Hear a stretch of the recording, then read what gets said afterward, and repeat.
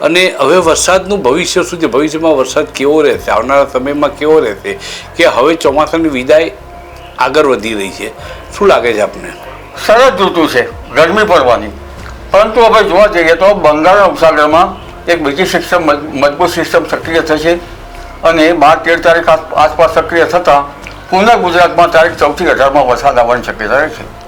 દક્ષિણ ગુજરાતના ભાગોમાં ભારે વરસાદ થવાની શક્યતા રહેશે, લગભગ 3 થી 4 ઇંચ જેવો વરસાદ થવાની શક્યતા રહેશે ઘણા ઠેકાણે, અને લગભગ સૌરાષ્ટ્રના ભાગોમાં પણ વરસાદ થવાની શક્યતા રહેશે.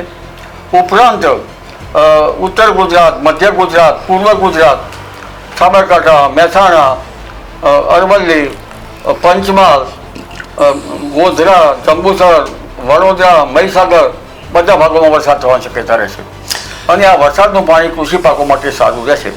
ઉપરાંત હવે જોવા જઈએ તો નવરાત્રિની શરૂઆતમાં પણ વાદળવાયુ છાંટા પડવાની શક્યતા રહેશે અને 8, 9 ને લગભગ 6, 7, 8, 9 ને 10મા નોરતા સુધીમાં ક્યાંક ક્યાંક હળવો વરસાદ થવાની શક્યતા રહેશે.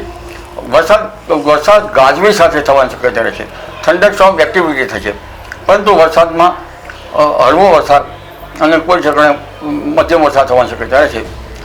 લગભગ દક્ષિણ ગુજરાતના ભાગોમાં વરસાદ થવાની શક્યતા રહેશે, ગુજરાતના ઘણા ભાગોમાં વરસાદ થવાની શક્યતા રહેશે, પણ આ વરસાદ હળવો છે, પવનની ગતિ વધારે છે અને ગાજવીજ વધારે છે.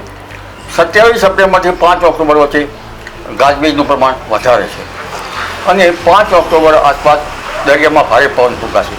17 ઓક્ટોબર આસપાસ દરિયામાં ભારે પવન ફૂંકાશે.